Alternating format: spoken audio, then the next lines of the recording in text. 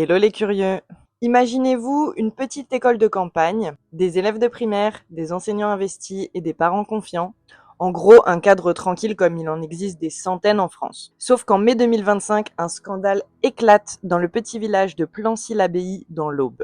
Une institutrice est accusée d'avoir tourné des contenus pornographiques dans sa propre classe. Et malheureusement, c'est pas une rumeur. Les preuves sont là, en ligne, sur la plateforme OnlyFans.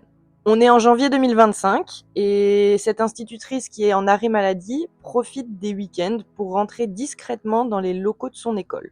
Sauf que c'est pas pour corriger des copies, parce que dans l'ombre, une activité parallèle est en train de se mettre en place, bien loin des cahiers de maths et des dictées. Accompagnée de son compagnon, elle vient en fait tourner des vidéos à caractère sexuel, se met en tenue suggestive, et ce, dans la salle de classe où elle enseigne habituellement. Les vidéos sont ensuite publiées sur une plateforme pour adultes où elle porte le pseudonyme Red Haired Teacher, ou en français la professeure aux cheveux roux.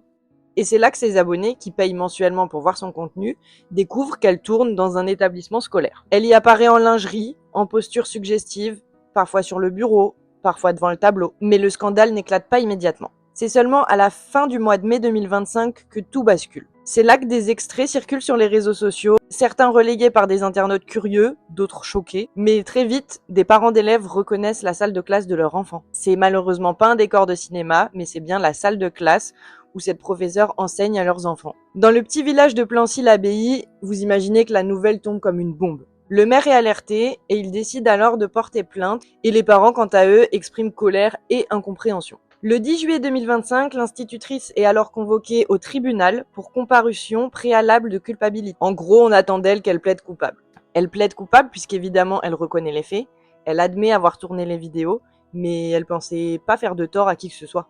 Le tribunal la condamne alors à 5 000 € d'amende avec sursis pour abus de confiance. Aucune peine de prison, mais surtout aucune interdiction d'exercer pour le moment, mais c'est pas pour autant que l'affaire est close. Un peu plus tard, l'Éducation nationale décide de la suspendre provisoirement de ses fonctions, en attendant éventuellement une procédure disciplinaire. Alors, dans cette affaire, il y a deux lectures possibles. D'un côté, un manquement à l'éthique du service public, et de l'autre, une volonté d'entreprendre et d'exister en dehors de son métier. Dans tous les cas, l'affaire pose une question importante. Comment concilier une vie professionnelle socialement sensible avec une vie privée numérique exposée?